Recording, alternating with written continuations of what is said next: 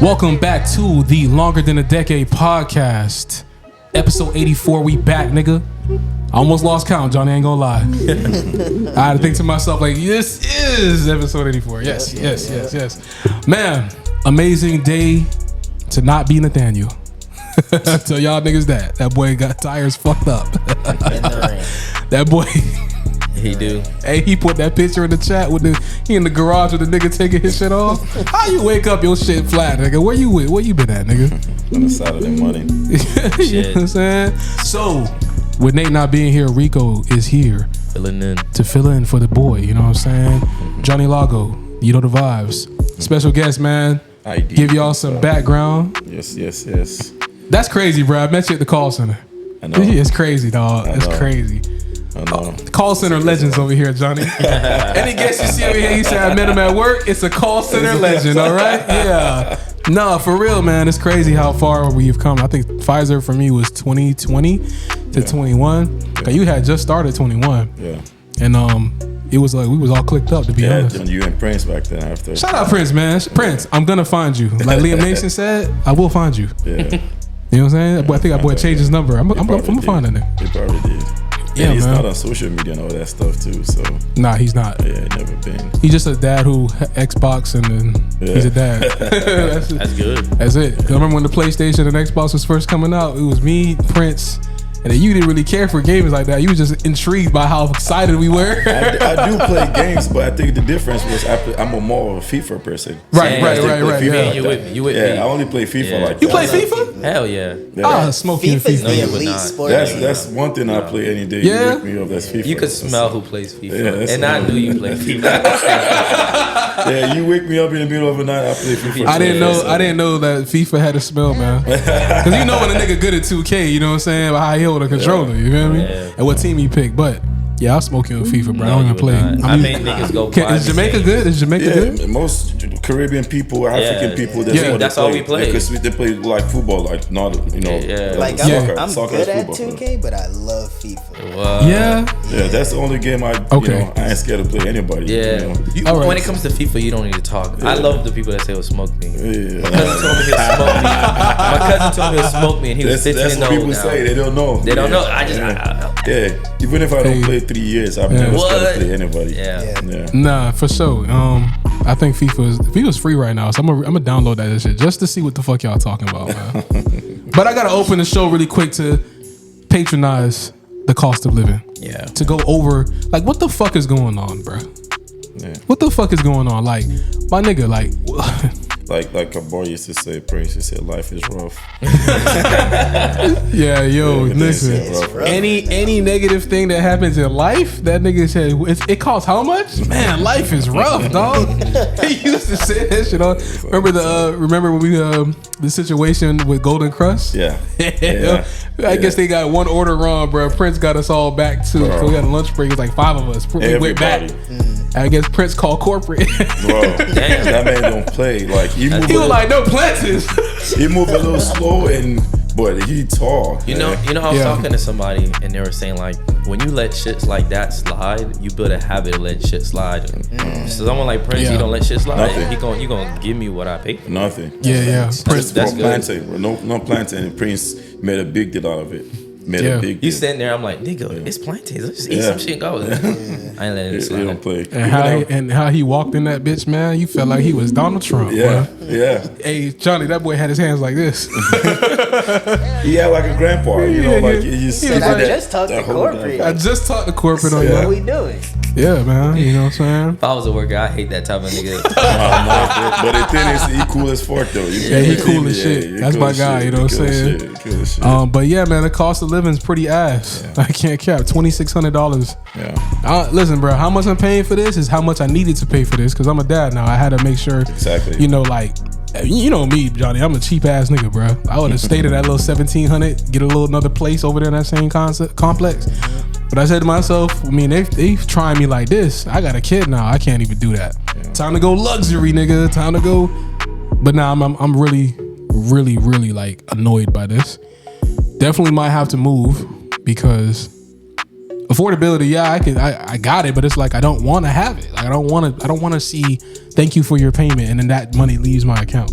I mean, basically, you can't save if you're just spending most of it. You don't have enough to save, and then I mean, it's like some of them also. It's not just that's the permanent fee.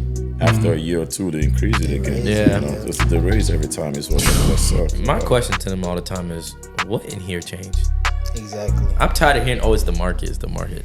It's not the market. You set the market. They use every opportunity to get, since COVID, all that money everybody was making, and like, okay, this is where it comes right back to, the people who own houses and stuff like that.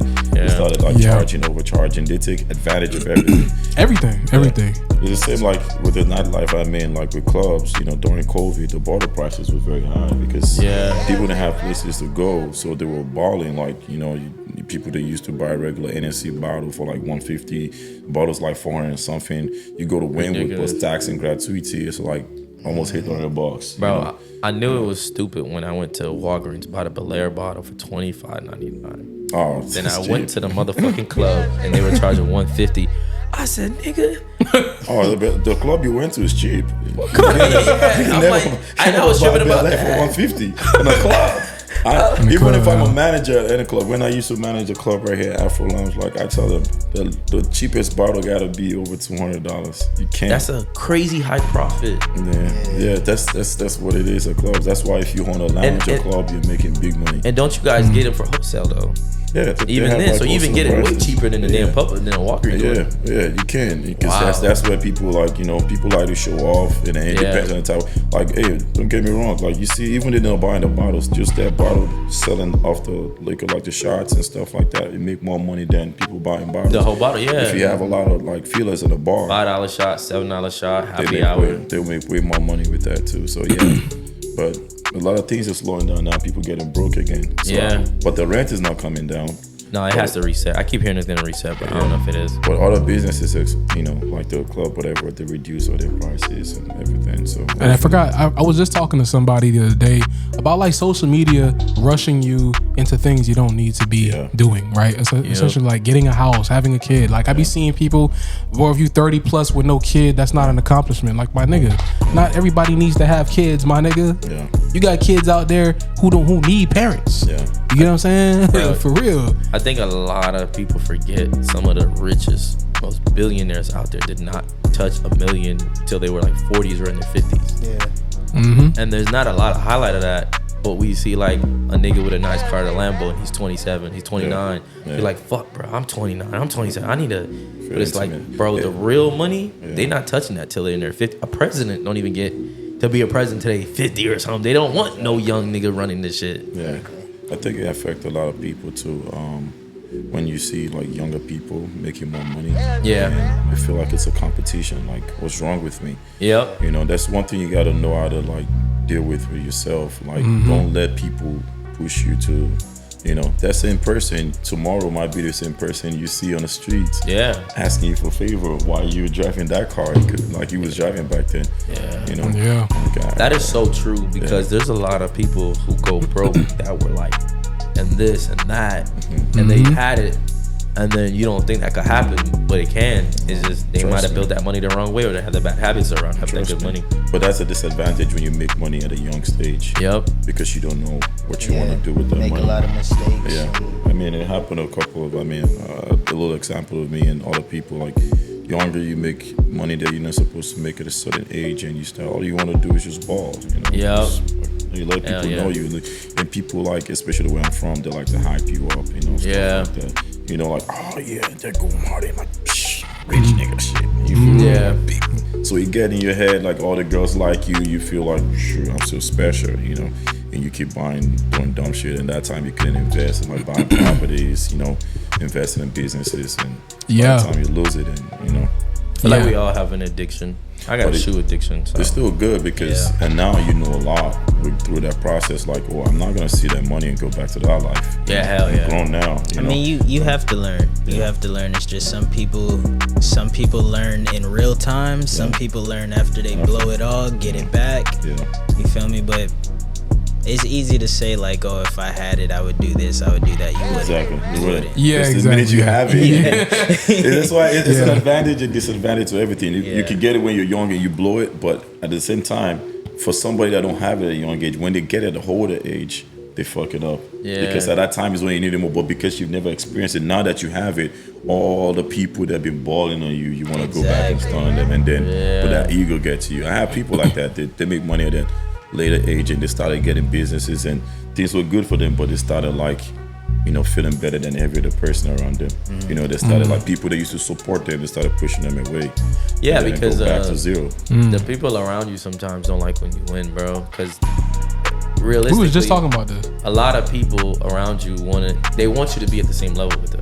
Yeah. So if you go outside that norm and start to increase, they either A, will support you, or B, will be negative and try to pull you back down because they're like, bro, come on, bro, you getting outside our comfortability. We supposed to be a 50K nigga. What you doing trying to make 80K, bro? Now my wife wants me to go make 80K. So what you doing? That's why they say like also when you're rich, when you start like, let's say we were all boys, you know, and I'm the only one that's making way more money.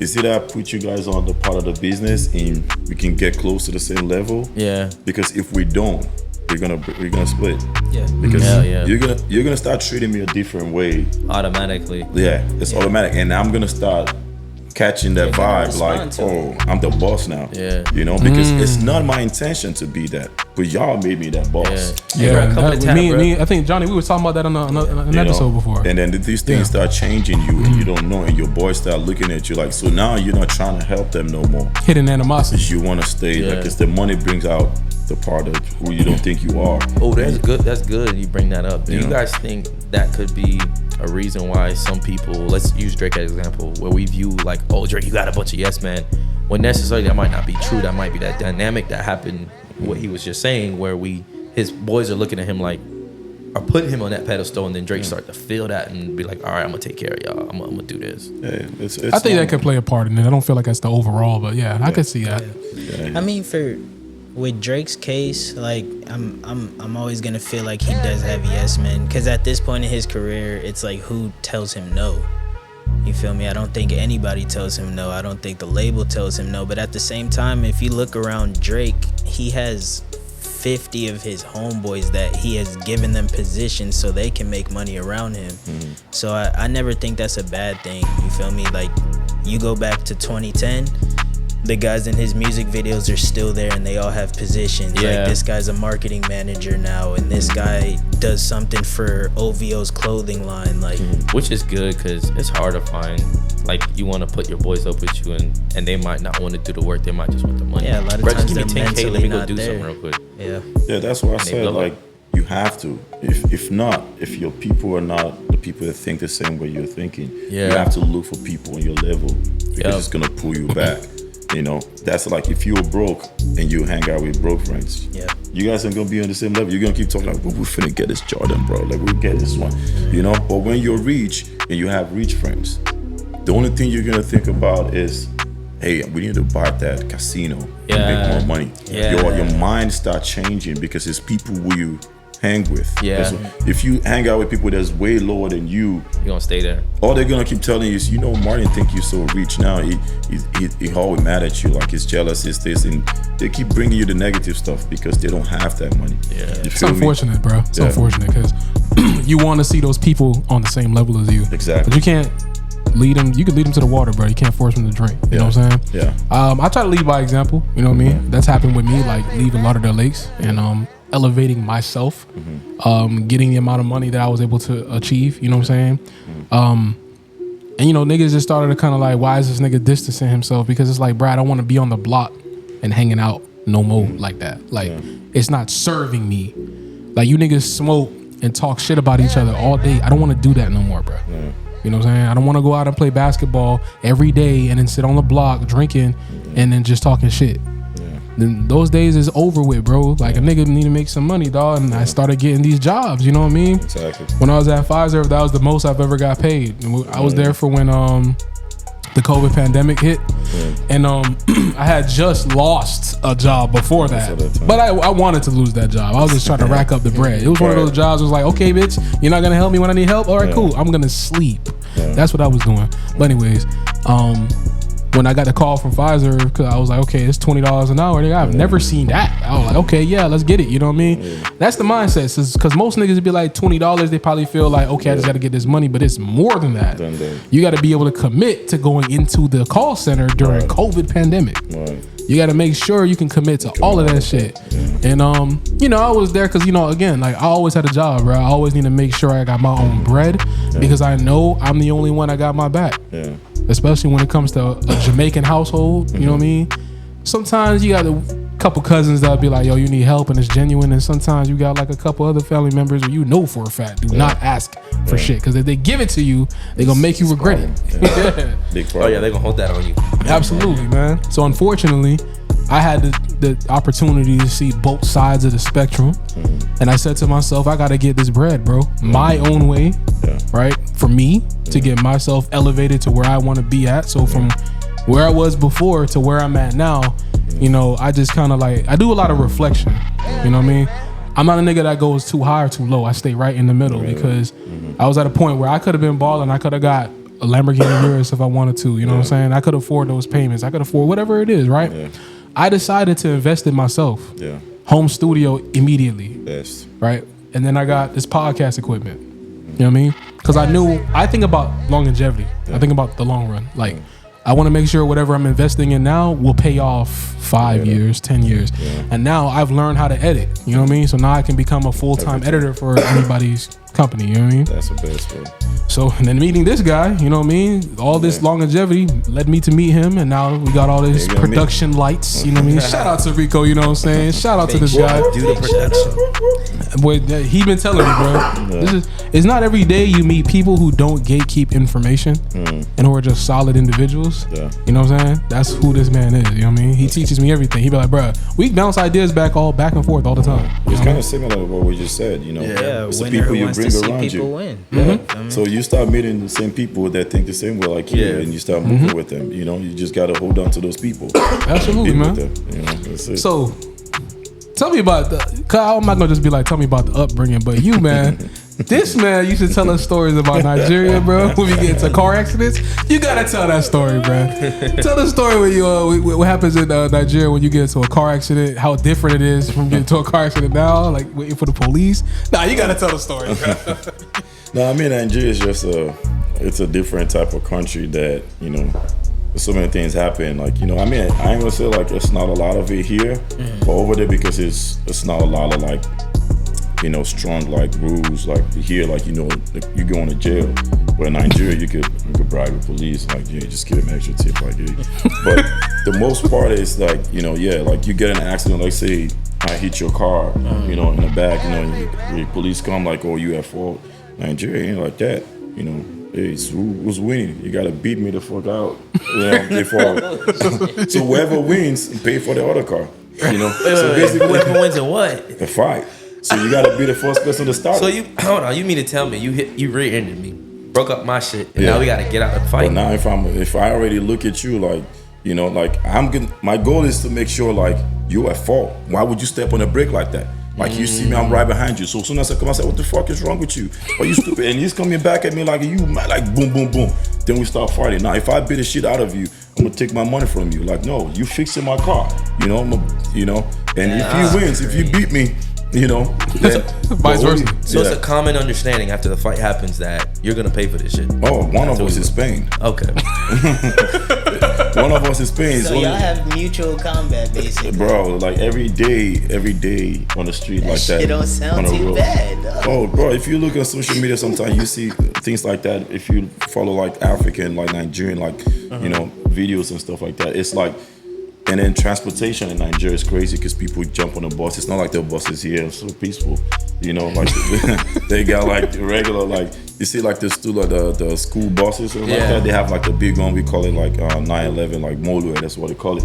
That's for the public, you know. Even though they have people that conduct the buses, like, you know, they stay in the bus, like get the cash from everybody individually, you know. So some people like, you know, like we're students, we're young then, if we don't like to pay. So if we come in, it's two entrances. You can come in from the front, you come from the back. The people they charge you for sitting them out, and then if you're standing, it's a different price for standing. But, crazy. But we don't want to pay. You know, so you gotta be tough to be able to like, you know. So when you jump on it, like you come in when it's in a rush, like hey, everybody trying to jump on that because it's the cheapest one than the smaller buses. So when you jump inside, you gotta like stand like you a real gangster. You feel me? Yeah. So when the guy comes to like where your money at, hey nigga, move on. And it's looking at you like, cause they're thugs. The people that do their job are thugs. You know, so they come back, they get aggressive with you, like, what the fuck you mean, like, move on? Like, you know, I'll beat the shit out of you right now. Like, they're trying to test you. And then, but you gotta be, like I said, you gotta be ready to fight if you don't want to pay. So it's either two things. It's either he looks at you like, you're like, okay, watch, wait till we get to my bus stop, like where I'm going to. Because if it's your neighborhood, you know you can call like two of your guys, like, you know, pull up, wait for me right there. You know, that's how it's done. Like, okay, we'll see how it goes. But some of them stop, you know, they leave the other, and then they grab you right there like, listen, you ain't going nowhere. I'll beat the shit out of you right now if you don't give me my money.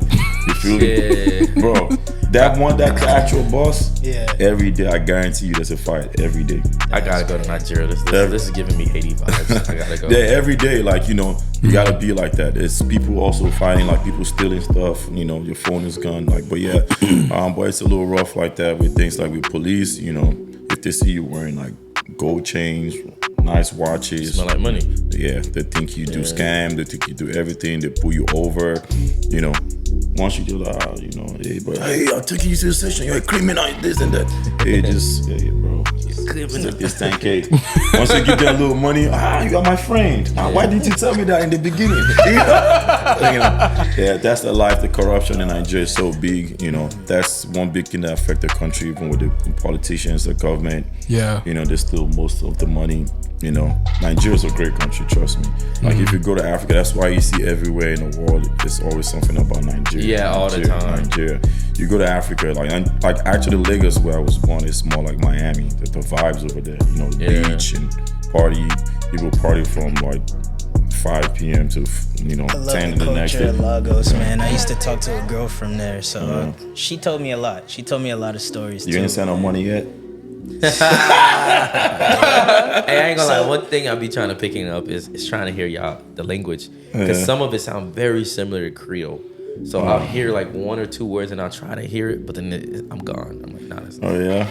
I mean, I don't know if that like the Nigerian language sound close to Creole, but I know French people that speak French.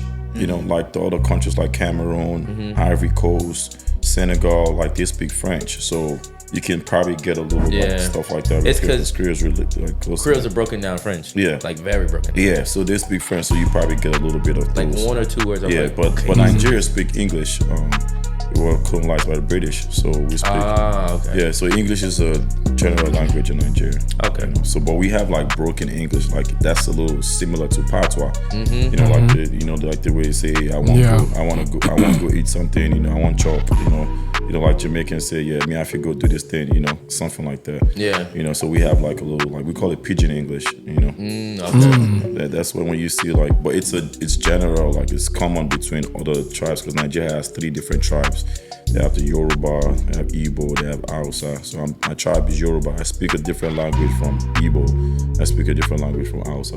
So, but that pidgin English, the broken English, connects everybody. We all speak that pidgin English because it's like English where it's broken. Like, so you know when this was where you want to go. You know, it's just English, but it's just the spellings and everything is just changed. Yeah, like stuff like that. It's even to the point. I know in Haiti, some people cook rice with almonds or cashews.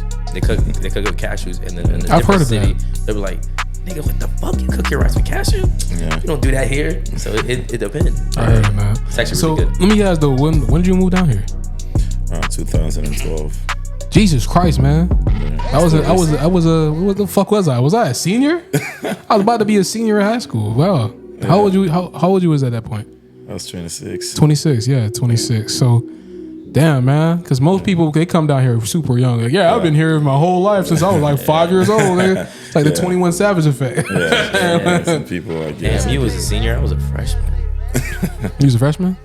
Yeah, don't do that, man. Don't make me feel fucking old, nigga. That's crazy. Yeah, What is wrong with him? I finished high school What the fuck? 2003. So 2003? I finished 2016. Yeah, don't let him make us feel old, bro. Our class is 2013, man. 2013. So what class are you? 2016, cuz. That's fucking crazy, man. One of the littlest year ever, bitch. 2016. Nah, I ain't gonna lie. Graduating 2016, which is also considered the best time for music. Yeah, I have to. You gotta shake my hand. I have to agree with that. 2016 was incredible. 2016 is a different year. Musically, yeah. But yeah, 26 years old. Now are you in Florida at this point? Being in Florida. Okay, cool. So like, was it you and your parents that moved down here? Or is it just you? No, all my family live here actually. But when I moved at that time, my brother was living in Gainesville. My sister lived here. She lived here with her husband and her own kids. You know? Fire. Gainesville. But my parents live here. But back then, she used to live in Gainesville. So when I first came, I went to Gainesville. Got you. Yeah. But then I came to visit my sister in Miami and met a couple of them. Okay, and it was history. And then history speaks for itself. You was in that countryside. You ever been to Getting Springs? In Gainesville? Yeah, because it's right up north. It's like in Alpacha. We used to live at Archer. We used to live right at Archer Road. It's more like country. Yeah. Because it's XY Park that used to, my parents live like on the country. Yeah, because you get that fresh water. Yeah. So let me ask really quick though, like when it comes to like the Miami life, you know what I mean? You're 26 years old. Yeah, you in Miami. You decided you're gonna move here and shit. Yeah. What kind of got you into like the club promotion scene? Like what kind of drove you? Like was it the culture, like that Miami nightlife culture type shit? I mean, from Nigeria, being like a club scene type shit, yeah. I mean, when I finished like my university days, even while we were in school, like I have friends that their parents were rich and they had money, like in school, like. We used to go to clubs, like they know them as big ballers in clubs. So I was used to that lifestyle. So and I like to entertain people. I like good vibes. So when I moved here, my cousin and one of his best friends were throwing Afrobeat parties already at some African restaurant. So when I came in, I liked the vibe because that was the energy I used to have off from Nigeria. I mean, before I moved here, I was in the UK for almost a year, but I never liked that still like feels like Nigeria, even though it's London. But I didn't really like that. I've always thought about America. Like, when we're in Nigeria, we watch American movies. We always want to be like 50 Cent, like a gangster. You want style, like bro. Back then, I used to like play like all the like lyric, like the songs. You stop the radio, you write it down. Like 50 Cent, like.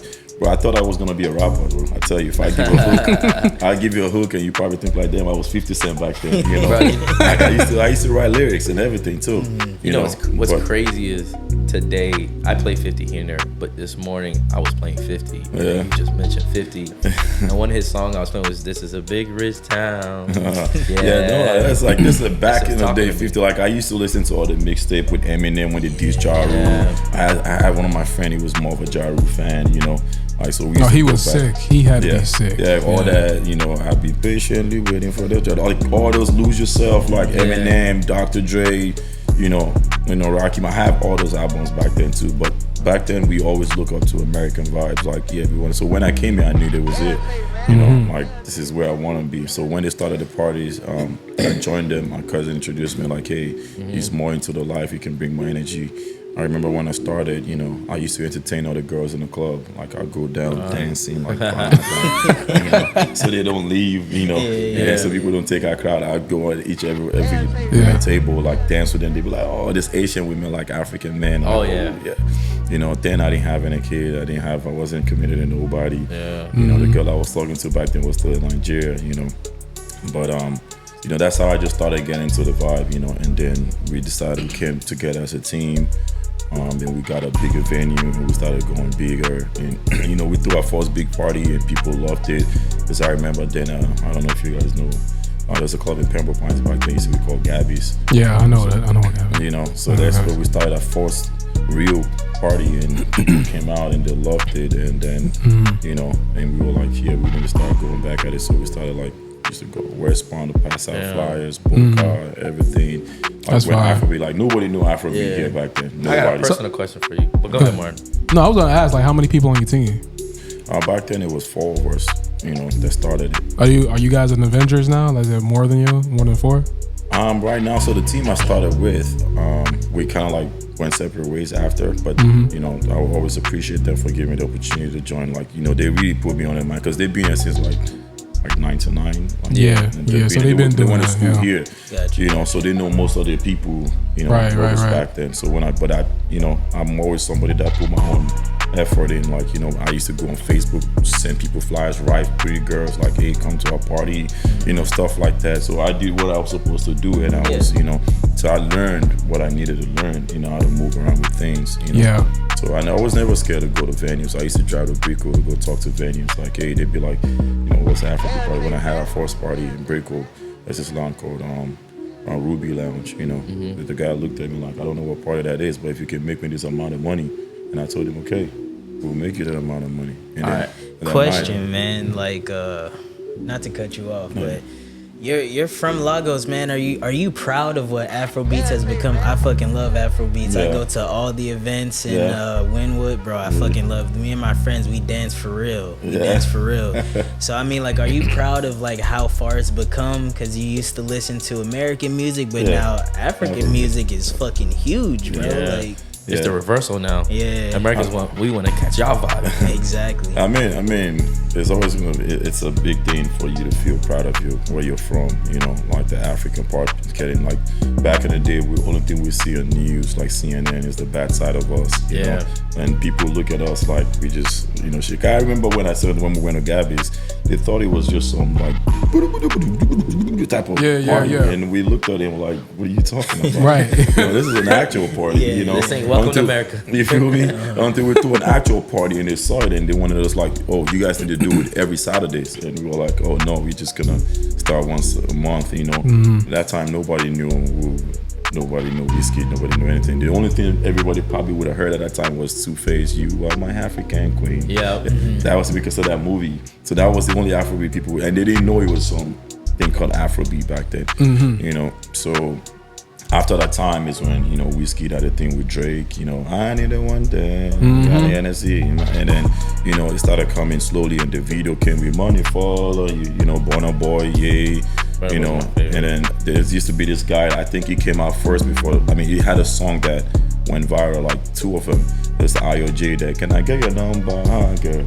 Because he lives in New York, you know, so I think that song went viral too, and then My Woman, My Everything. So like, but Jamaicans, Caribbean people were the one that really pushed, because they made a lot of remix of those songs, and it started like people just to like the vibe, and it started again. But they didn't know, some people didn't know it was Afrobeat until Whiskey, Davido, Burna Boy started pushing more. They were like people like the bands that were signed to Good Music back then with Kanye West. You know, they tried to push the culture, but you know, it didn't really get far enough. Then when these guys came, and then, you know, and then people like Thames, everybody came out. Like, I mean, it's amazing seeing Afrobeat go big. Like, it's one of the biggest like. Yeah, I think it is. My dumb ass was trying to get on the Afrobeat last night. Didn't work out for me. I'm like, what do I do? Like, what do I? Nah, but I mean, you can't do it by yourself. You know, it's just I realized that you have to go through where it's happening. You know? Yeah, I realized that. Like, I'm an artist that, like, I rap from perspective. Like, I gotta see shit. I gotta go through shit. I gotta be able to talk about the experience. That's why my trip to Japan will be well documented on the pod page. I'm gonna have vlogs and shit, but I need that trip because I really want to go. I've been in Florida, like, of course I go to North Carolina, I went to New York, Boston, New Hampshire, but it's still like United States, you know what I mean? I need to go see how these other people living over here. Like, what do you do for fun, buddy? You gotta experience it. So I'm excited for this. I mean, you see Chris Brown is one of the people that really pushed Afrobeat too. And yes. You see he's on that vibe, that wave right now. I remember when he first came, they had a performance back then, like, and he came back here, he's always talking about Afro beats and stuff like that, you know. He knows what he's doing, man. Go. They're all like, you know, tapped into it, but if you're doing it for a good cause, you know, and he's been doing it, and it's been, hey, that's what's bringing him back, you know. Hey, don't get me wrong, Rick Ross went to Nigeria back then and did a verse with this Afrobeat artist, and they were signed with Convict back then. P Square is what they call it, you know. He had a song that the song goes, oh yeah, and he did good. But people didn't really know it. But some of them been trying, like Snoop Dogg did a long time with the people I said with the Moet, like, you know. But it never really made up. But now, you know, I mean, everybody just try to tap into it and get whatever. Like I said, you know, you can get into it. There's a lot of like Africans, like they were born and raised here, but they just, but they want to go back to their roots, but they don't know how to do, so they have to travel. There's a lot of people that even Davido, he was born here in Atlanta, but he went back home, you know. And I think Jinadon did too. Yeah. I'm a classic, man. Yeah. Because he had that song Bambi. Yeah, Chidena. You know, they gotta go back and get back to it, and that's how it is. I mean, like Burna Boy used to live in the UK. Yeah. You know, he was deported back home for some whatever trouble, and then he was stuck in Nigeria for a while, and then he didn't help it, and that's why he said, I told them all that album he made, like if he get the opportunity to go back, once his band is done, he moves back. That's it. It's over with. So let me ask this question really quick, Rico. I'm sorry, I'm not directing the question to you. But one of Johnny's topics he has here, I did not know this, Johnny. The plus size woman who won Miss Alabama. Wow, I did not know that. You know what I mean? Yeah. Now, and you said, how do we feel about it? Because first of all, you gotta put this in the chat so we get 8.2. But I ain't gonna lie to you, bro. Here's my thing, right? All women are beautiful. Yeah. Okay. It's the women who don't take care of themselves that make it hard for me to not say something. You know what I'm saying? Because you got a couple big niggas who dress really nice, who smell great. Pause, by the way. I hope that's that's ain't no homo these days. But just compliment, you know what I'm saying? Like when you well groomed, you can do anything. Yeah. So how I feel about that shit, she earned it. You know what I'm saying? Period. She earned that. She earned that victory. Because I'm telling you, bro, there's women out here who just don't give a fuck, bro. Okay. And they're masters of illusion. You know what I'm saying? Y'all niggas gotta stay away from them women who got 200 followers, bro. Like, bro, they are whores. I'm telling you, dog. They don't take care of themselves, and they probably single moms. Okay? Rico, you know I'm not lying. He know I'm not lying, bro. Stay away from them girls that got 200 Instagram followers. Stay away from them, bro. It's a reason for that. They don't want to come out. They don't want people to see them because people know them. They're whores. Simple as that. But yeah, Alabama winning Miss Alabama. She earned it. That's all I got to say about that shit. You know what I mean? Plus size women nowadays, at least, here's the thing too, right? Like when it comes to like the transgender community and them playing women's sports, that's something that's kind of like, again, I don't really have a problem with the LGBTQ community, but it's more so like these women train their ass off, bro, all year. And you built different like a motherfucker, pulling up to these goddamn events and blowing the competition out after about 6 months. They trained their whole lives, bro. That's what I be like, my nigga, stop, bro. You can do anything else, you know what I'm saying? But don't do that.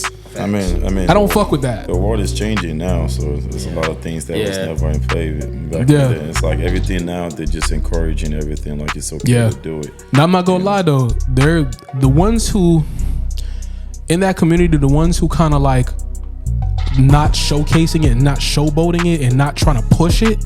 Those are the ones I really fuck with. You know what I'm saying? The ones who are open with it in public and they don't bother nobody. This is who I'm with. This is what it is. And I'm going to go have a good time with this person. You know what I'm saying? It's the motherfuckers who are pulling their fucking titties out in front of the White House is what I got a problem with. I don't know if you remember that. That happened. There was a transgender woman who pulled her titties out in front of the fucking White House. Those are the ones I'd be like, bro, what the fuck are you doing? Because now you're making it look bad for the entirety of your team, bro. Like for real. Because now you got, I think, who said it was what was it, a country that just said that they're a mental illness? You know what I'm talking about? Yeah. Fuck, I forgot what country it was. But it's a country that basically labeled them as mental illness. Like, yeah, it's mentally ill to be. Some shit. I think it was transgenders. Yeah, I think it was. Yeah, so that's what I'm talking about, dude. Like, you're putting yourself in position to lose that power that you've been trying to gain for years. You know what I mean? I've had a gay best friend since high school. You know what I mean? And he didn't want to like really come out publicly like that. You feel me? Yeah. Now he's able to. And I see this nigga living his best life. This nigga be on vacations, traveling and shit. That's my dog, man. And I'm glad he was able to kind of like, you know what I mean? But he has a problem with this shit. He like, bro, I don't like what the fuck is going on. I don't like it's not looking good. It's not a good look for us. You know what I'm saying? And they've been fighting for so long to just be able to be open with it. You know what I mean? It's almost like anime. Anime is now so super accepted.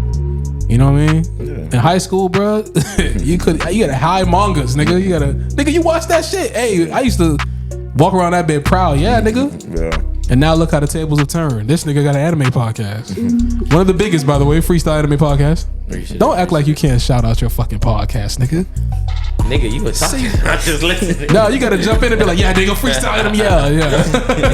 You gotta say it with your chest, man. See, he not surviving in Nigeria. No way, that bus is over with. He's done. Nah, he's so. I know how to manipulate. Hey, but it's just like you know, even if they throw you in jail for like 2 months, you're gonna find your way to survive. You can't let people bully you for too long. Right. You know, some parents do that. Here, once their kid get to a certain age, they send them back to Nigeria. Just to kind of so they can experience the life, because you know here America spoil you. Like, see me, I'm very lazy right now. I don't even go running. I can't do nothing. Like, bro, I just eat meat, all that stuff. Like, bro, it's a natural thing. Like to be outside. Like, bro, we drive cars here. Like, there's a lot of people that buy cars, and like I remember when I was in like high school, like college or whatever those days. Bro, we used to walk, bro. Like from my place down here, I would have walked. Yeah. I ain't gonna lie. You never experienced stuff like that here. Like you can't. Just to walk to Walmart right there, you'd be like, bro. Where's the Uber at? Yeah, exactly. Oh, you gotta wait for somebody to pick you up, even if you don't have a car. To be honest with you though, back in the day, early 2000s, because I didn't know how to use the bus. No. I had brothers, but they really wasn't there like that. Like I had to figure shit out on my own. I didn't know how to use the bus. I was actually kind of like, I'm not gonna try. I don't want to look like an idiot. You know what I mean? So I was like, I'd rather walk. I was walking it. Well, I had a bike. He wouldn't make it in Africa. I'm making it. I'm making it. Because home. I was here in schools here. They can't beat your child. In Haiti, they can. In Nigeria, we got a high school. It's like that in Jamaica. You got like in front of the whole assembly, the school. Every month they have a big assembly. You hold the pole. The teacher got a long ass whatever wood. They're whooping your butt in front of the old students. See, you come late, you go on your knees. You crawl from the gate to where your classroom is. Discipline. Let me ask you something, because I saw it on Twitter the other day, and I was dying, because I was like, bro, that's insane.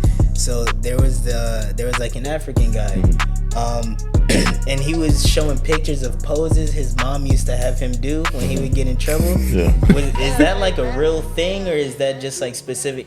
Like, she literally had him doing like yoga poses. Like, he has to hold his. So one, like, he had to stand like this, but he's standing. It's not lying. Oh my God! We call this thing once. My dad is, when it comes to discipline, my dad is very, very creative. Big. No, that's this thing they say when they say stool down. When they say stool down, that's what they call it. When they say stool down, you're in trouble. They say, I wish I could. Let me show you real quick. This is something you gotta go like this. This finger right there. Bro, that was one of them, bro. This leg can never touch the ground. He's right there with his little long leg. Once his leg goes down, nah, that's crazy. I'm using that. Oh, wow. That was literally one of them, bro. Oh my God. You could be there for like an hour. He's sweating, you dripping, you crying. I'll never do this again, daddy. I'll never do this again, daddy. Hey, no, we have a time that you have to be home. If you go out, like you come from school, you gotta be home, and my dad will give you time. The latest you get home is 7 p.m. Damn. Over with. You come home after that time and he's already home, or your mom is home, you're in trouble. You're getting a half swoop of your life. See, this is why I say it's very similar with the Haitian culture, because my mom sent my brother back to Haiti when we were younger, because when he was a jit, he would spit on people and he would just do bad shit. She said, okay.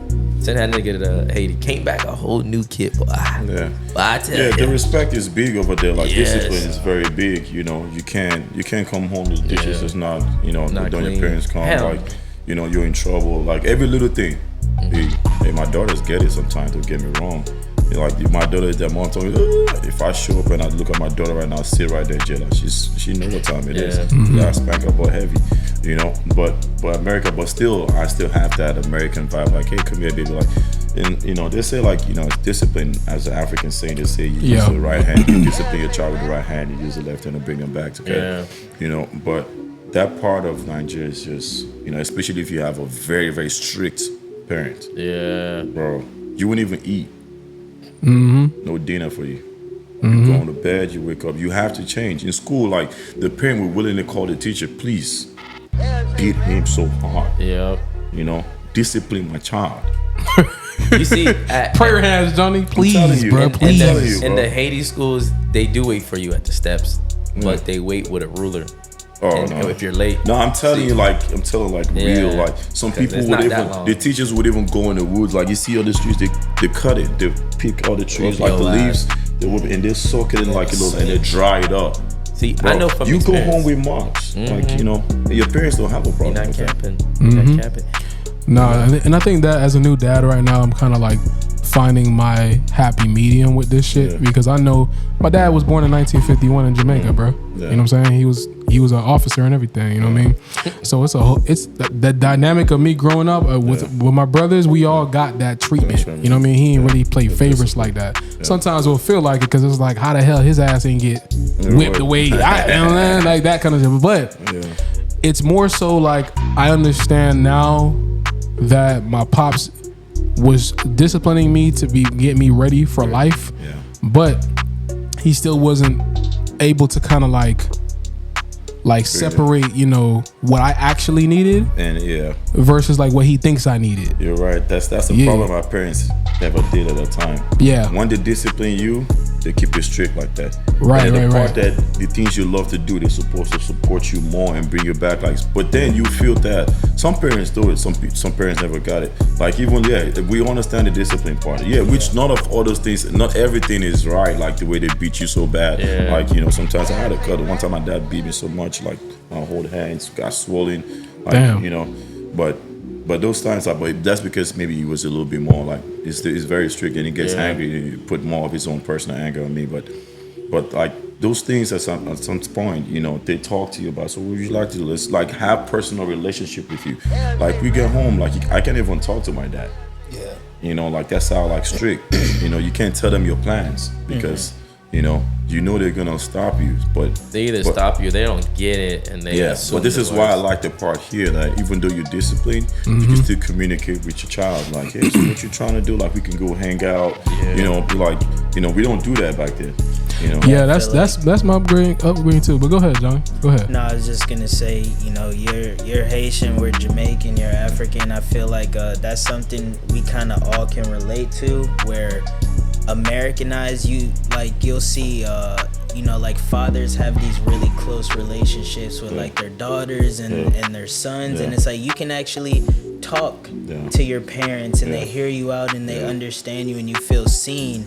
And where we're from, it's dictatorship. It's different. It's completely different. I think that's and to add to your point, I think that's what's helping me become a better father right now because I remember vividly like what it was like every time. You know what I mean? So I'm excited for him to grow up and be able to kind of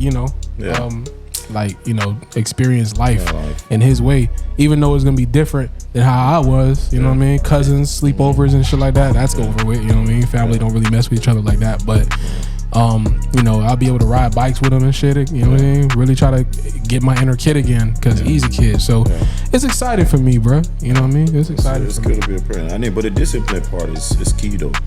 You have to give the kids. They need to have the fear of your parents because here is a lot of kids that don't have. They don't fear anything. Yeah, they just talk to you. Like that part of respect. From where like my own part is I'm very big on it. Even with people like girlfriend, wife, whatever, friends, don't talk. I still have that part. Don't talk to me in a certain way. Like here, you can be vibing with your girl and or maybe you guys get in a little disagreement and she talking about you're dumb, you're stupid, and you're like, oh yeah, you dumb too. What the fuck you talking about? No, those things like that for us, you don't talk to me like that. Yeah. I won't say it back to you because I don't like to talk like that. If you're my main girl that I care about, I don't want to talk to you like that. So don't talk to me like that. Don't ever in your life. That's what I said. Don't ever in your life talk to me like that. We like that respect. Like when you talk to, because growing up over there, we had that thing of respect. Like if you're older than me, I don't call you by name. So it's natural. Like, so if you're older than me, maybe 3, 4, 5 years, it's automatic that call you like, hey, brother Matthew, you know. They do have that even. Like you don't call me by name, like it's a ID, bro, ID. You know, like if you see your parents, you have to like bow, like, you know, good morning, daddy. And females go on their knees like good morning, mommy, and stuff like that. But we know we're in America, things like that don't happen, so we don't go all the way. We just hey daddy, like you know, you change. You know, it's the way you live, it's the environment of what. But you get spoiled with a lot of things. Like I see in America, there's a lot of dishwashers, there's a lot of like laundry, whatever. Nigeria is not. We wash with our hands. You know, I have to scrub my jeans with my hands. And now we can't do nothing like that again. Like I'll be like, you know, you can't even wash the dishes with your hands. You put it in the dishwasher, but I still do that just with myself. Rinse it. Sometimes I do it too. No, most of the time I wash with my hands. Because I have it. You know, but growing up, my mom, like my entire family, because they pretty much half of them migrated here together, and the other half still in Jamaica. But the dishwasher was really just a place to hold dishes you wash by hand. For the longest, I had to wash them dishes by hand and put them in the dishwasher to dry. Yeah, we don't run it. Not until now I'm older. I have my own place. I wash can actually do that. Yeah, exactly. And in America, you put the clothes in, you know, trying to do laundry. You buy a shirt, it's probably like $500. Yeah. You put it in the washer, and the next day it's faded and it's gone. You know. But like you said, bro, I remember one time I walked in the house and I was like, oh, I gotta go to the bathroom real quick. And my dad had company over. He's like, hey, stop. You need to say hi. I'm like, I gotta go to the bathroom real quick. I come back and say, no, stop. Bro, I try to run to the bathroom. Yeah. You gotta do what you gotta do first. You better say what's up. No, I started telling my daughter now too, like, you know, address when you walk in. You cannot walk. Anyway, she's gonna be 7 August. You know, you can't work in any room. You see people and not stop and say hi to them. But that built my character though, because now when I walk in the room, I say hi, I say what's up. People are like, damn, you're different than everybody else. You say, you shake my hand, you look me in the eye. Yeah, my dad. But there's kids that don't get that training. They just walk up on anybody. You just like, damn, you got no manners. This little age is where you definitely gotta, because if you go back, I go back to how we started with me, you know. If you don't start training them at a little age, it gets, and the children of nowadays are smarter than when we were. Way smarter. Because the world is different now. Now I see my daughter talk to me, I feel like I'd be surprised like that. Yeah. I didn't even get to do this when I was young as a parent, because they're not, you know, even sometimes the kids take so long before they start talking. Like even my 3-year-old talks, so it's like right now, like you probably look at her like, what? You know. So here, that's what things that help kids, but you, at the same time, you gotta teach them the right thing, because they watch a lot of things they see us do. That's why it's not good to do a lot of things in front of them. They don't know what it means, but they remember what you're doing in front of them. So when they get to that stage, they start clicking, and then they watch shows, and now they know what it is. But then they get quiet when you say something like that, like, hey, kiss me, baby. But she knew it before she would do it. But now she's beginning to understand what the kissing part is. No, I don't want to. Yeah, sometimes you just stay quiet and just stay shy, like, you know, to let you just, you know, because they're beginning to understand. So if they see you doing it to somebody older, they think it's a normal thing. So you know, and then they could just do it with random people, now you know, have and a stuff balance. like that. You know, and that's why I like, you gotta let them, you know with things, like teach them what not to do at a certain age, and what not to do around them, you know, because it's always in their mind, you know. By the time they figure it out, you know, you come out, you playing all these, you got all these guns, and it's a lot of parents I see online, the kids know where their gun is, you know. It's crazy. It's still, that's why you see, like, that's the part I never really liked on this side. Like, you know, at 9 or 10 years old, my son knows what a gun is, you know. My daughter know what a gun is. I was at a park one day with my daughters, and I hear this girl. She's probably like 5, probably like 6 or 7, you know. And she was telling the other kids, you know, about female, gay, or, you know, a girl and a girl. That I'm looking at this girl like, how did this girl know so much at this age? I wanted to cry, bro. Like, where were the parents? You know, like the parent wasn't even there. They just dropped out of the park and they left. Oh, that's crazy. No. You know how like those kids that just play when it's time to come back, maybe like 2, they just come back and pick them up. You know, because the parent probably somewhere just trying to go viral, trying to go sleep. But it's the things they do at the house. She's seen everything. She hear them talk. You know, you can't be on the phone probably with your boss talking with your own girl. Oh, you know she pussy and all of that. She can hear all those things. That's the problem. Now she teaching the other kids, and I see this other boy trying to talk to her. Hey, ain't nobody trying to talk to you. You're not that pretty. You know, like they're kids. You're young. They're like 6, 7, 8 years old, and they already know all these things. See, that's one thing I'll gatekeep. I'll gatekeep who my kids are around. That's the one thing I'll gatekeep. Yeah, I ain't gonna lie. Because other kids influence your kids. Yeah. So when they're around, your kid hear that, they come back to you and say that. Now your daughter's mind's already exposed to it. Now they already they were already playing something. I was just sitting waiting on them because I could hear these kids talking to themselves. They were fighting. Yeah. One was, you know. So I'm like, who are the parents? You know, like this is bad. This is how like now when they grow, they start gangbanging the parents and be like, why? What have I ever done to you? Why you always come back with trouble? Because while they was growing up, you gave them too much. All these things you're saying, all the baby daddies, whatever boys you bringing home, you know, you're showing him everything. You probably was coming on with guns and stuff like that, and he didn't care about your son. You just care about what he's trying to come get. Yep. You know what I'm saying? So you don't see like, you know, those things like, and you let them watch a certain movie at a young age. I don't like my kids listen to certain songs. And, me either. You know, because I feel that this is where they get the inspiration of these things from. They learn a lot of things. Children are impressionable. You know? Yeah, when it clicks and boom, they don't. Have to be careful what you expose your children to. Johnny, how's it feel being around fathers? Because we start talking about our kids real fast. I mean, bro, yeah, Nate's not here to tell you to pull out no more, buddy. Honestly, I don't mind because I've always been like a really old soul, and I'm a great uncle, bro. Like I love children. I grew up around. You feel me? I was always the young one around all the old heads. So it's like same. I love kids, bro. I'll never like. All right, bro. Switch up topic, nigga. I love hearing about children. You feel me? Because I'm basically raising my nieces and nephews too. I raised my little sister. I raised my little brother. You feel me? Man, just the world is changing, bro. Like these kids are the future, dog. I went to go fucking try to go get some damn halls.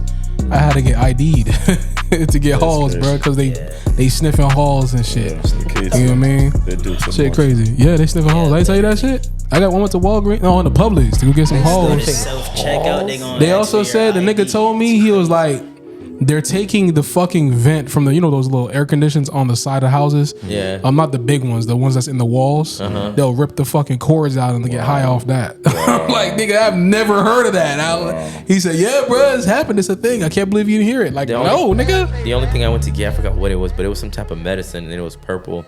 And they ID me because they're like, yo, they take that medicine to make they do that. I know in Nigeria now they use it, like all that codeine and all that stuff. That they take it and then they drug themselves with it, and then and it's a lot, especially like this little kids. I feel like a lot of young age generation. Growing up, I didn't hear a lot about mental health, so I never grew up thinking like, oh, I'm suffering. No, I think mental health just got like major. Yeah. I feel like a lot of young kids social media are quick to get depressed. That didn't really exist for our parents. So it's kind of mental weird health to them. is very it's a crazy thing to be going through, to see how big it is now. Especially like that doesn't exist. Like with our parents, you pray. Yeah, and I think social media did a lot of like damage, even though social media is being helpful in a lot of things. It's a two-edged sword. The disadvantage also is bad. Yeah, it changed the world real fast. Like people see like all these kids, they see a lot of things from TikTok, Instagram and everything too. Like somebody probably saw somewhere like, oh, I'm going through this, or if my parent don't show up, I'm gonna go kill myself. Now these other kids is thinking, I need it. So they take it serious. So it's like this is where the part of like the shows that the kids watch, and some of the things are not real, but they think is real. So they practice it. So these are the things that really do affect like a lot of like kids growing up, until some of them understand when they grow up, they realize like, oh, this is not good for me. But it also depends on the parents that people they have around them to teach them stuff. It's the fathers, bro. Fathers need to be in houses. Yeah, if you don't have a parent around you to a certain stage, like your parents are not really involved in your life, especially leaving your kid, or because some parents don't want to continue paying the bills and let their kids leave like around 15, or you could get your job and move, start living your life. Especially for a female, affect them a lot. But they don't know that. That's why they end up being a single mom also, and they just start living because they only think they can make every decision. Oh, I've been by myself since I was 15. I've looked out for myself. But a parent should have a kid, like guide your kids to like at least like 24, 25, like when they feel like they're matured enough, like, you know, like they have their own whatever, because that's the way it is. And, you know, if you're still in Africa, you know. That's the misconception down here. Everybody look down on people like 16, if you stay with your parents still, but they don't look at it in the process of you could save real good. You can still do the same thing and still be with your parents, but and still like, you know, support, you know. But your parents make sure, like back home, if your parents can afford a lot of things, they'll make sure, you know, you finish all your school years. Like, they'll pay for everything, you know, until like maybe before. Back then, it's the female is only when you're getting married. That's when you leave your parents home. And Haiti, that's big. Yeah. Like most girls when you're I know, when you're getting married, that's the only time you move out of your parents home. You know, they're right responsible for everything. Like 23. If a guy is coming to look for you, they want to know who he is, what he does. Why is he here? Did you have plans for my daughter? You know, that's a life. All that good stuff. There's some Haitian parents I know that at 23, 25, they're still telling their daughter what to do and what time to come home. You know, but like it's just, I mean, I wouldn't agree to like telling them what time to come home, but still be part of their life. Like, you know, hey, I wouldn't agree with that part either. You know, with going to school, like, you know, job, helping them look for a job. Like, hey, you know, okay, well, you can help us pay for the light bill. We're fine with it. But African parents don't like that. You know, African parents without it. If it's your home, they pay for everything like they do. You know. Well, man, this was a great conversation, dog. Like, dog, this was a great convo, man.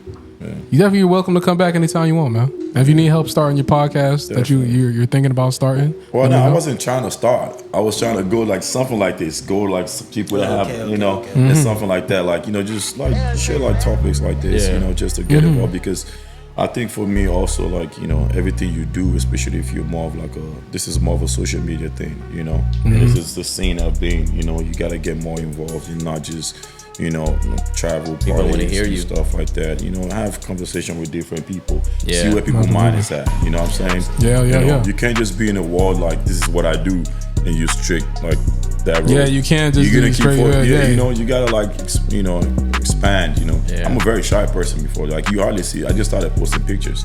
You never see pictures. I can't get in videos. I can't do like, you know, camera shy. Like, background guy. You feel me? I like things. I can make a lot of things happen in the back, but I don't like being in front of it. But man, your voice needs to be heard at times. You never know who's gonna watch this episode and be like, man, I agree with everything he just said. You know what I mean? That's why I started this platform. But, you know, like I say after every podcast episode, ladies and gentlemen, if you got something that you want to do, please go out and do it. Do not hesitate. Start that startup. Start that podcast. Those who want to rap, please know how to rap. All right? Learn. You know what I mean? Bro, thank you so much for coming through, dog. For real. I appreciate you, man. Yeah, I didn't think twice when you told me. Man, I appreciate it. It felt like, it just came at the right time, and, you know, like just to do something different, you know. Like, I don't mind. I don't mind whenever I come back again. I mean, I don't live that far. I'm only 20 minutes away from you. So. Oh, bet. Yeah, I'm right perfect. in Oakland right there. Perfect, man. Perfect, so, it's never a big thing, you know. We can always chop it up sometimes. There's so many things to always talk about in the world, you know what I'm saying? So, absolutely. And we learn a lot from each other. I don't know what I could learn from you. Hey, there's a lot of things we shared today that I learned that I didn't even know. Yeah. Absolutely, man. But next week's episode, we got my dog Rella coming through for sports.